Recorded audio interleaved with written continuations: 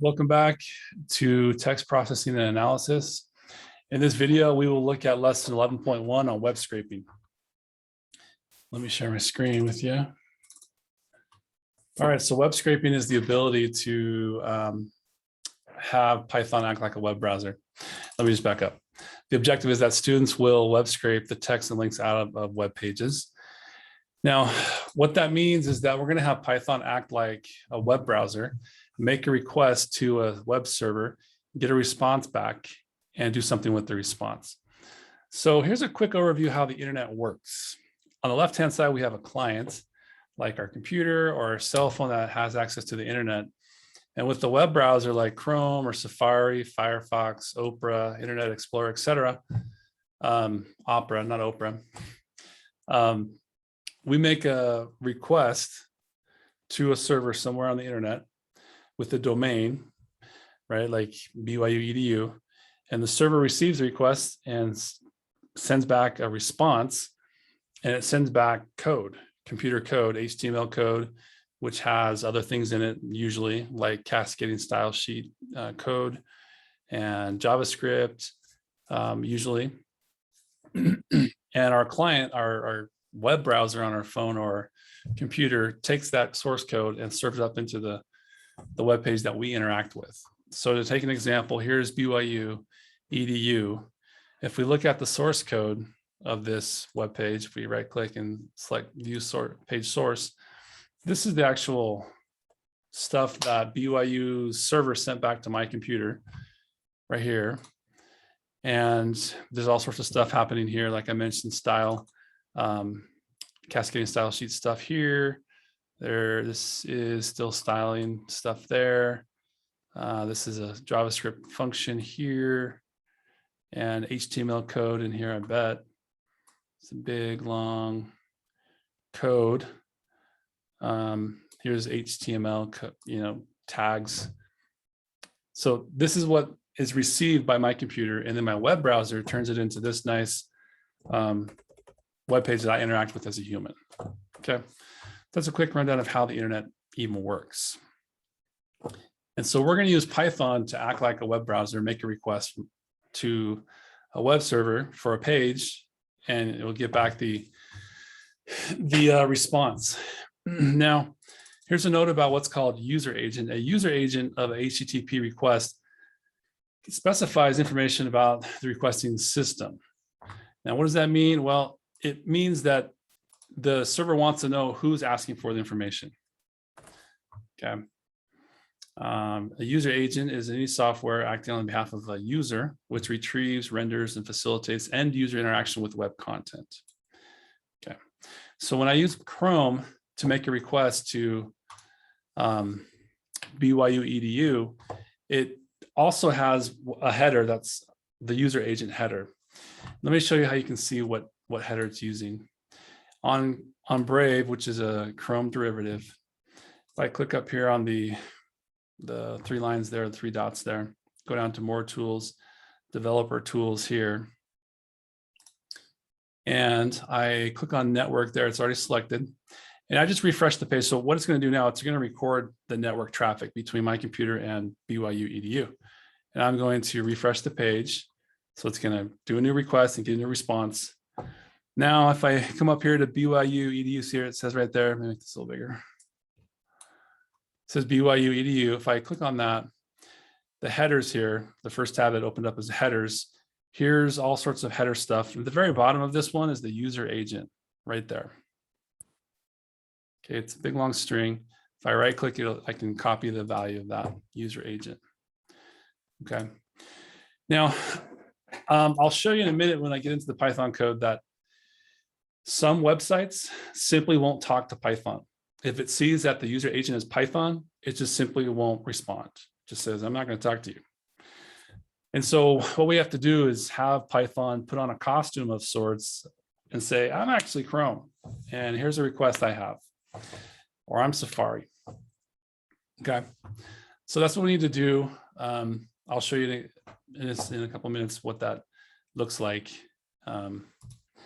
But here's a Stack Overflow thread that shows how you can put in a more normal looking user agent with the module I'll show you here in a second, request. Okay, so I have that linked to on my lesson plan. I'll show you the specifics here in a second. Okay, so the first thing we need to do is get requests on our hard drive if you don't already have it. And in PyCharm, once again, you go up to your preferences window. On Mac, it's PyCharm preferences, or on Windows, it's file settings. You come into, on the left-hand side, project name, Python interpreter. And then here, you click on the plus sign, wherever it is. It might be on the right side or the bottom, wherever that plus sign is, and search for requests with an S at the end. And there it is, Python HTTP for humans. You install that. I've already done so, but I'll just do so again real quick. Terrific, okay. And good, so we have that installed. The next thing we need to get is a module called just text, one word, and the T is shared between just and text there. And what it does is it takes HTML source code as input and it returns as output basically sentences and paragraphs. So what it says here is that this just text tool is for removing boilerplate content such as navigation links, headers, and footers from HTML pages.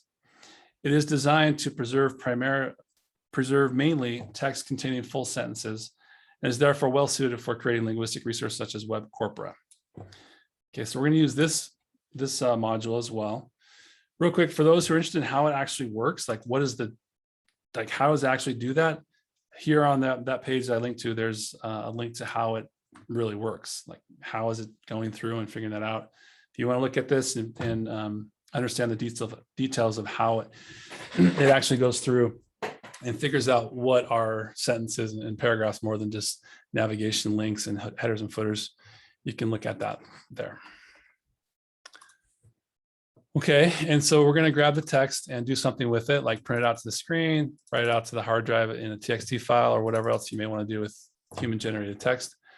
Okay, so we need to get this module as well. I'm going to go back over to PyCharm now to get that module. So I'm going to bring up my preferences window, click on the plus sign, and search for just text, one word. There it is, right there, the one that's only just text. Heuristic-based boilerplate removal tool. It's fancy language for it gets rid of navigation windows and headers and footers and preserves mainly, full sentences. I've already done this previously, but you would click install, right? And it should, yeah, I already have it right there. Although I could update it. Let me update it while I'm here. Okay, good. And then there's one more thing we need to grab. This BS4 module in Python is it's called Beautiful Soup. And what it does, you can do a lot with it. It basically creates a document object model. And it takes the document object model of the web page and allows you to interact with it through their interface. So let's grab BS4 as well over in PyCharm. Again, here the plus sign, BS4. I've already done so, but you click install, right? And then you should have BS4 right there. Okay. You click OK. So far we've downloaded 3 new modules: request, just text, and BS4. And we're only going to use Beautiful Soup to retrieve links out of pages. And here is the documentation for that module. And there's a lot of good stuff in here, including this right here, which will be important to us: finding all links, find all anchor tags. Okay, so we're going to clean up the links after we get them. Using Beautiful Soup, we're going to pass in the HTML source code into Beautiful Soup. Then we'll use Beautiful Soup's interface to grab out all of the anchor tags, and then we'll have to clean up those links a bit. Let me explain real quick. Sometimes you get empty strings as links. I'm honestly not totally sure why, but we'll just get rid of the empty strings that come back. And we'll need to get rid of duplicate links. We only want unique links, right? It could be the case that one web page has two different links that go to the same web page out, out on the internet. So we just want unique links. And then we will need to remove links to the same page, but just a different section of that page. Let me explain that for a second. Let me jump back over to this page. This is a GitHub, github.com page for just text. And if you notice, I'm not sure if you're noticing, when I put my cursor over just text, there's like a little chain that appears to the left of just text right here, that. And you may notice in the bottom left of my screen, it shows that what that link is pointing to. You can see that it's the same link that I'm on. If you go up to if you look at the URL bar at the top of my screen up here, you can see that I'm at github.com/mizo-belika /just text. But when I put my cursor over that link right there, and in the bottom left, you can see that it adds #just text. And when I click that, it'll modify the URL bar. Look at the URL bar. Ready, set, click. It actually post-pended this #just text. And so what this is a link to a certain section of this one web page. It's the same web page. And so like the same thing happens with the other section headers. So if I click on this, it'll modify the URL with #installation. And it's simply a way to jump right down to some section on a page. So we don't really want those links on a page because they're just referring back to themselves, just a different section of the same page. So we'll need to get rid of those. Then we'll also need to create absolute links. By that, I mean links that go out of the current domain or the current website. Websites have many different web pages within their domain or their website. And often they just have relative links, meaning they just start with the slash and then the page name. They don't have the domain. That is, they don't have the https:// at BYU or www.byu.edu, for example. It doesn't have all that stuff. That's called the domain. It just has within this domain, what page are you looking for? So we'll need to create absolute links, because if we ask Python to go to a relative link, it won't know what the domain is beforehand. So we need to take the time to use Python to create absolute links. Okay, so let's give this a try here. Create a program that web scrapes a blog of your choice and print the text to the screen. Okay, and I have a couple hints here. Number one, be sure to specify a common user agent in your request. See the Stack Overflow thread that I clicked to, or I linked to above as well. This in here, right? You create a little dictionary, and he doesn't do it here. You have to pass in the dictionary as an argument to headers like that within your get request. Okay, so I'm going to give you guys some time, or I would encourage you to take the time. Also, other hints here. The just text module will be your friend here, right? Just to grab the text out of it. And so I'm going to just say, hey, give this a try. You're going to have to look at the documentation a bit here. Look at request, the documentation for request here. Here it is. I linked to it on my lesson plan. That right there, front and center, is useful to make a request and get back a response. And then the just text module, which I've shown here a couple times. Down, if you look at the code snippet right in here, a Python API, this right here will be useful. Although I will point out that they're using Python 2 here, and that's why the print down here on the bottom does not have parentheses. You should have parentheses around paragraph.txt. But otherwise, this is good to use. And that's it. You don't need to worry about the links just yet. You just need to create a program that web scrapes a blog of your choice and prints to the screen the text of that blog. Okay, so give it a try. Ready, set, pause.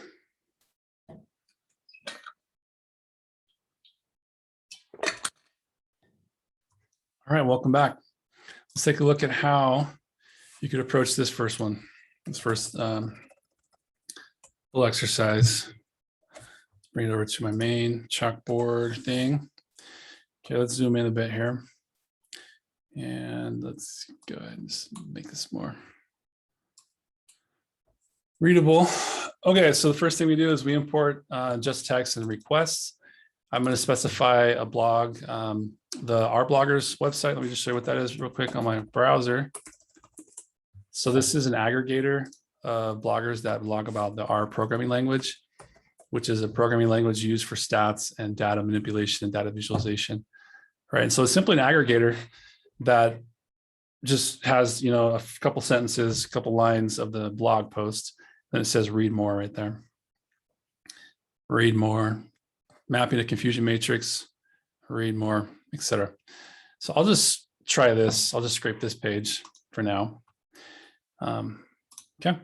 So I'm specifying that as a URL in a variable. And then here's my headers. And I create a dictionary right there. And I just grab the user agent of Chrome or Brave, really. Like I mentioned a second ago, you can get to it if you go up. Let me just show you. I'll jump back over here. You can get to it if you, let me see, let's try it wherever. It doesn't really matter where I do it. If you come up to the three dots or three bars here and go to more tools, developer tools, network right there. So it's going to listen to the network traffic. I refresh the page. And then if I click on this within headers, I jump down to the bottom, user agent right there, Mozilla 5.0, Macintosh, all this other stuff. I'm just going to copy that value. I did copy it and just paste it right into a string that is between quotes like that. Now, if you don't remember those steps, you can really just Google this and say Chrome user agent. And what are the latest user agents for Chrome? Okay, these are the latest user agents for Chrome. Here's on Windows. See, it says Windows NT 10.0 something. All this other stuff, Chrome 95, Safari, whatever. Here's Macintosh, right? It doesn't really matter what you grab. It's just, we're just giving the user agent to make it say, here's my user agent. I'm a normal requesting thing, not Python. In a sense, we are spoofing the user agent there.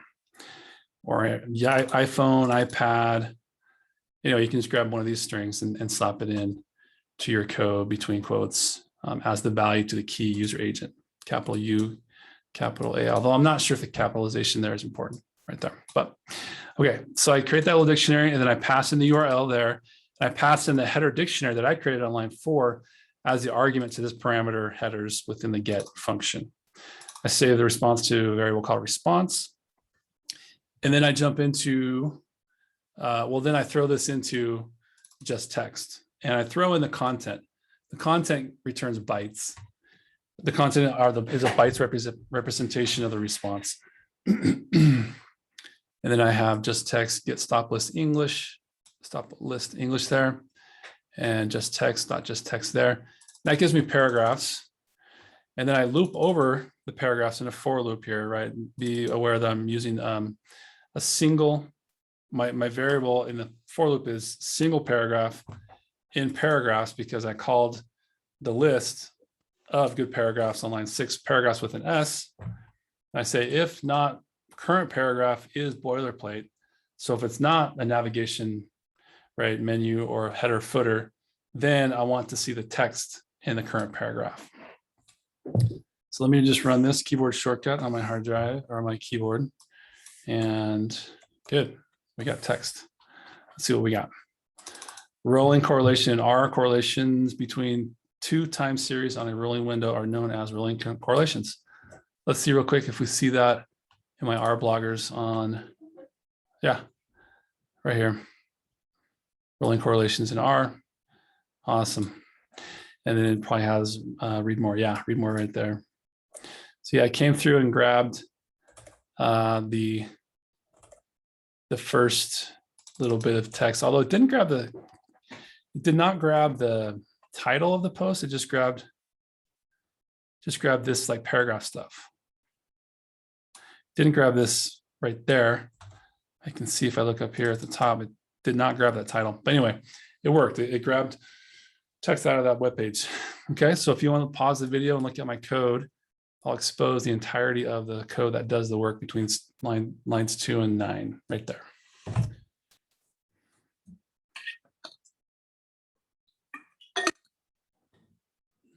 Okay, let's ramp it up. As always, this is in my solution file as well. You can look there too. Let's ramp this up. Let's modify the previous program to save the text to a TXT file on our hard drive, on your hard drive, right? Not just print it out to the screen, but to save it to a TXT file. If you need to review how to do file output, lesson 5.0 looks at file output, right? So the only thing you need to really mess with is down in here, right? To modify.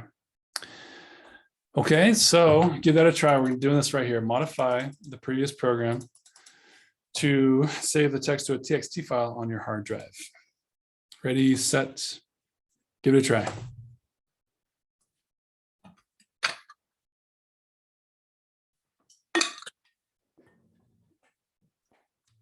All right, welcome back. Let's take a look at how I approach this exercise.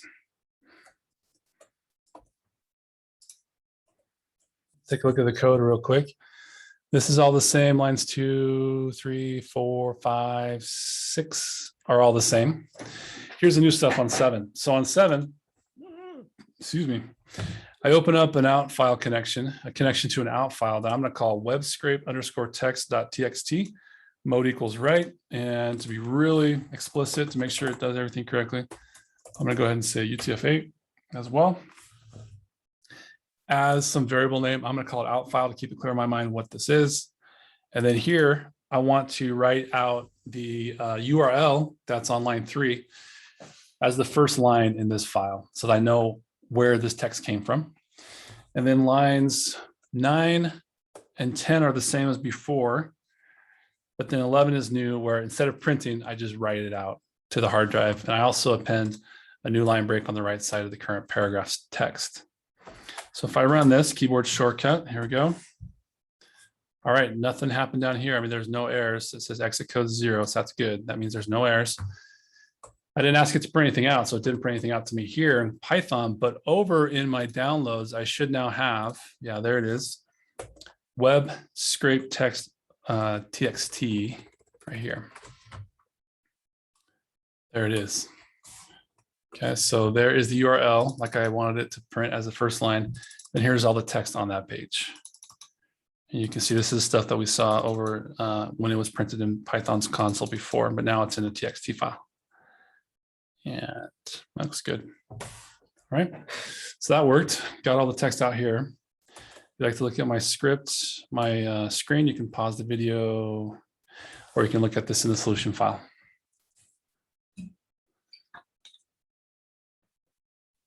All right, let's ramp it up. Let's try this. Create a program that prints to screen the links on a web page, that is the URLs within the href attribute of the anchor tags A. All right, so we're diving into HTML a bit here. Just to show you what I'm talking about. So when I put my cursor over a link, right, the cursor itself changes into like a little finger, hand with the finger thing. So I know that it's a link. I can also see in the bottom left of my screen that it pulls up where that link is pointing to, right? If I move my cursor away and then back on, bottom left of my screen, there's nothing there. But once I get there, right. There's a couple ways. Well, let me just show you real quick. Here's the source code of BYU EDU, right? And there's all sorts of links in here. Let's find one right here. So this is an A tag or an anchor tag, and it has an attribute of href. And there's the actual link. That's a link to another page, right? So I want to get all of those out of the anchor tags on some page. I'm actually using rbloggers, so maybe I'll look at the source code of rbloggers here rather than BYU EDU. But you can see that we have Let's find an anchor tag real quick. Here's one right there, anchor tag. An A tag, it's just A, but that stands for anchor. And there's an href, which is an attribute of this tag. And there's the actual link. You can see that's linking to itself. Again, it's linking to itself there. But we want to get all those links out of there. At this time, I would recommend you use, see how they do it on Beautiful Soup. So I have a link here to the Beautiful Soup documentation.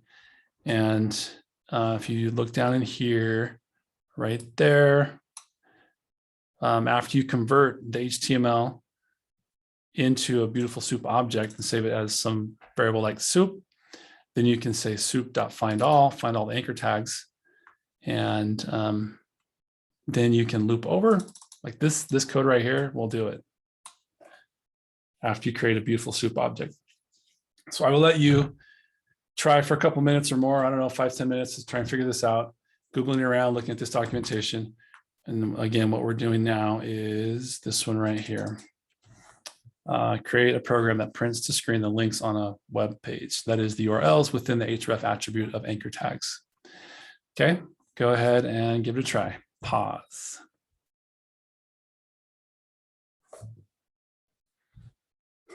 Okay, welcome back. Let's take a look at how I approach this problem.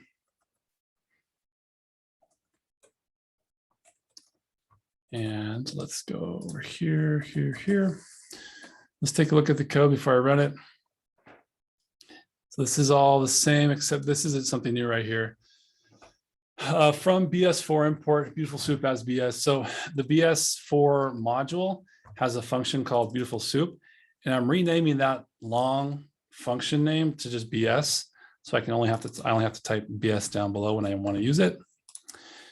Okay, here's the URL. Here's my headers with the user agent key and value, right? This is all the same. Here's the new thing right here on line 7.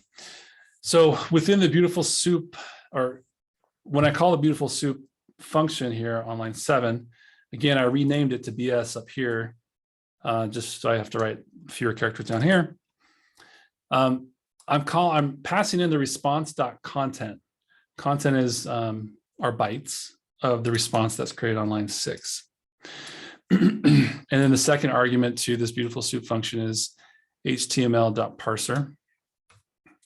For those who care, the LXML is slightly quicker as a parser, but it doesn't really matter too much. And then I'm saving it to a variable called soup, which a lot of people do. And then on line 8, I'm using that soup object. I'm finding all anchor tags that are A tags, saving those to anchors. And then on line 9, I am creating an empty list. You can see that that is a list, square brackets right there. Yep, that's a list. And then on line 10, I'm jumping into a for loop, looping over the anchors that's created on line 8. And I'm using the singular form anchor in anchors, plural. And here I'm doing a try except block because sometimes an anchor tag won't have an href. Okay. And so I'm saying try to get the href attribute of the current anchor and append it to the links list that I created above on line 9. If that fails, if you get a key error and that does not work, then just print out this little message here that I'm skipping this anchor because it doesn't have an href attribute, and then just keep going to the next anchor. And once you're done, print out the links. Okay, so let's run this keyboard shortcut. Let's see how it does. Okay, here are a bunch of links that are on that RBloggers site.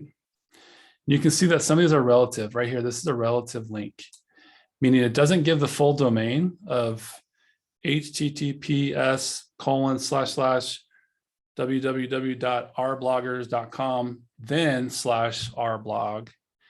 It just gives the relative link. So we'll have to clean that up. Here's another relative link there. There's a duplicate link there we'll have to clean up. So a lot of links on that page. Now I want to show you real quick what a same page link looks like. So I'm going to use this URL here. This is the Just Text GitHub page. I'm going to grab this URL, copy it to my clipboard, come over here, and I'm going to run it on this page because I'm expecting keyword shortcut to run the whole script. I'm expecting there to be many more same page links. So let me scroll down here. Oh, look right there. We need to clean up those empty strings. I don't know why. I'm not totally sure why. You get some empty strings there. Here are relative links there we got to deal with. So github.com should go before that. Well, HTTPS, et cetera, github.com. Okay. And then here is the same page link. It just has the hashtag. And that's simply linking to some section or some part of the same page that it grabbed. So there's quite a few of these same page links here. So we'll need to clean those up. And that is the next little practice exercise here, is to modify the previous program to clean up the links.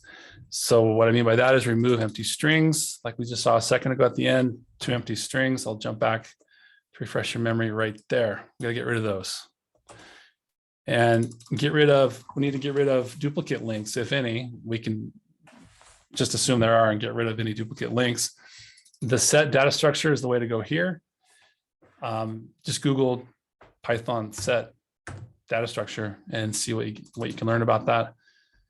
And then we need to remove the same document links that start with a hashtag, like I just showed a second ago. I'll jump back and refresh your memory on like that one right there. Need to get rid of those. And then we need to create absolute links in order to convert a relative path into an absolute path. And you will want to look up this library here, or this module, url-lib.parse. Google Python space url-lib.parse and see if you can figure out how to create an absolute link from a relative link.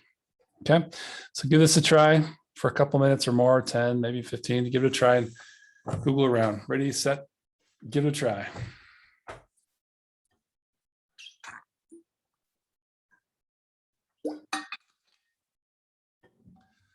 Okay, welcome back. Let's take a look at how I approach this exercise.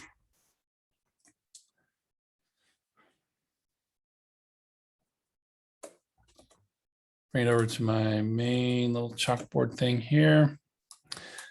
All right, so the new stuff happens down in here. So all of this previous stuff is what we've seen in previous exercises, at least the most recent one, previous exercise. And then here's the new stuff. So this, I don't know if you can tell, L for L, this is a list comprehension. L for L in links if the length of L is greater than 0. This is getting rid of empty strings that have 0 characters. Line 18, set links, is getting rid of duplicates because the set data structure only keeps unique values. So if you give it a list that has duplicate values, it'll just simply get rid of any duplicates and keep unique values. And then here on line 19, let's see, L for L in links, if L indexed into the 0 character of the current link is not equal to a hashtag. So with this one on line 19, we're getting rid of those same page links, like this one right here. It says, look at all the links. If the first character is not a hashtag, then I want to hold on to it. So it's going to get rid of those that do have a hashtag at the beginning as the first character. Okay, and then here, this little function I just put into a function here using the url-lib.parse module here to do a couple things. Basically what this does is I pass in URL and I pass in a relative link like this. And then I have it parse it up, URL parse into a variable. And then I grab the scheme, which is the domain, like the type of HTTP, like this. And then I put a colon, 2 slashes, and then the net location, which will give the domain as well as the actual page. Okay, and the relative link. So that's just a function. I'm just defining it there on 21 through 23. Down on 25 is when I actually use it in list comprehension. And when I am done. It should have clean links. I just did a keyboard shortcut on my hard drive to run the whole thing. I'm just going to scan through and see if I see any white links down here. They should be all blue at this point. Yeah, so they're all blue. So it cleaned up those previous problems we had with the last set of links. Okay. If you want to look at my code here on the screen, you can. The new stuff happens between 17 and 25, 26, whatever. Or you can look at it in the solution file.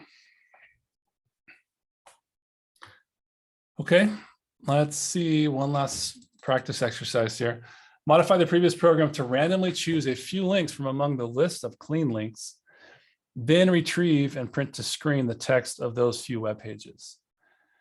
Okay, let me point out a couple things here. The Python module random has a function called shuffle, which was useful. It takes a list and it shuffles up the elements of the list. And so you can do that to get a random number of links. Excuse me, word of caution here. Excuse me, the random.shuffle function modifies in place. It does not create a copy, so you do not need to save the list back to the same variable name. Okay, so a few hints there. Why don't you give this a try for a few minutes? Ready, set, pause the video.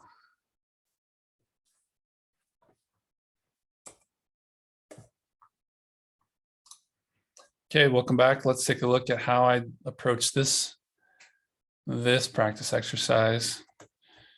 It is the most involved, as you would guess, given the progression between from start to beginning, from start to end. Okay, good. So the new thing here is line 4. No, we already did that one. We already used that before. URL lib.parse. Here's the new thing. Import random there on line 5.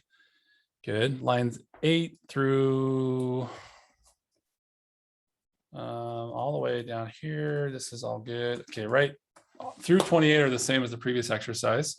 That's all what we saw previously. Line 30 is a new line. So we call the random function, or excuse me, the random module, and there's a function within it called shuffle. And we're going to pass in the link so that it modifies those links. Now, again, like I said, before the pause, it modifies in place, which means it permanently modifies links. It doesn't just create a copy and return a copy, it modifies in place. So you should not do this. This is wrong. This will cause an error. Don't do that. Don't save it back to itself because it modifies in place. And for this demo, we'll just do 2 links, or maybe 3. How about 3? And this little logic right here says, if the number of links on the page here, if the number of links on the page is less than the number of links that you want, that you just specified above on 32, then change that num links to the number of links that are available. That's not going to be a problem for the web page that I'm using here for this demo, because there are many more than 3 links, right? And then here on 36, I'm looping over the index of the first 3 now randomized links. The purpose for randomizing them up here before we jump into them here is so that they're randomized, right? And we'll just grab the first 3 links because they've been randomized.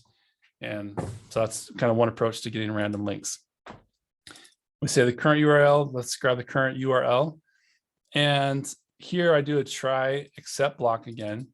I say, try to get this URL, but if it fails, just continue to the next URL. I don't care why you fail, just go for it. Go to the next one. Okay, and then once we've got a response back here, we throw it into our just text function there, like we saw before, and this is all the same from previous exercise. Okay, and that's it. So let's take a run here. Keyboard shortcut on my keyboard, and let's see what it's doing. Okay, finished. Exit code 0, that means no problems happened. That's good, no errors. Oops. Oh, where'd my console go? Well, let me just run it again up here. Sorry. I accidentally clicked away. I was trying to zoom in here. Okay. Yeah, so it went to that top level ourbloggers.com page and grabbed it. This, I'm recognizing this text from before.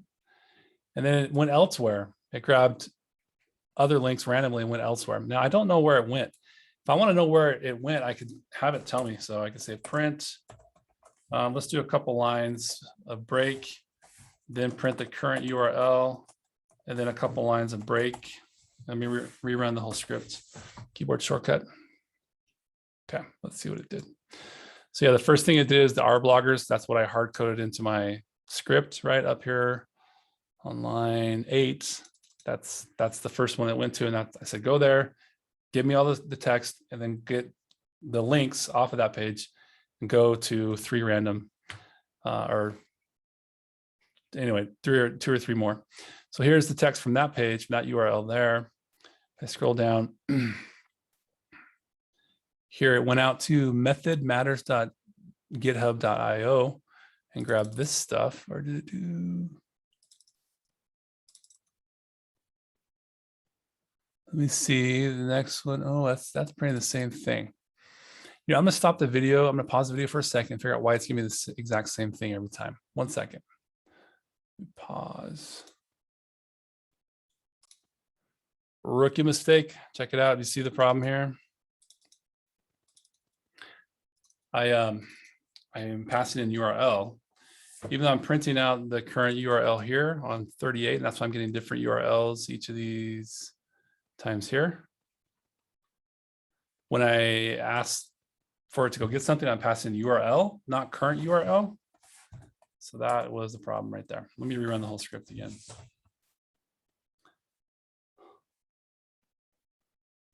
Okay, good.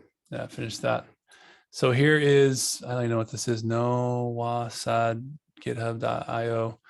This is the text from that page. Here is sometime I worked at the supplier, good. From that page, users.com. Apparently this r-users.com didn't have any text that just text felt like it needed to grab. So it doesn't have any text there. But anyway, that's how you can do that, where you can start at some page, grab all its text, and then scrape all the links out, randomize them, go to n number of links. I just threw in 3 here for this demo. Go out to those websites and grab all their text. Okay, so if you want to look at that, the new stuff may not fit well on, well, I guess right there. Yeah, basically 30 from line 30 to 46 has the new stuff for this practice exercise, or you can look at it on the solution file. Okay, well, that now brings us to a conclusion of this video on web scraping. At this point, you should be able to web scrape the text and links out of web pages. As always, I'm super happy to help if you get stuck, as is my TA. Okay, so we will see you next time.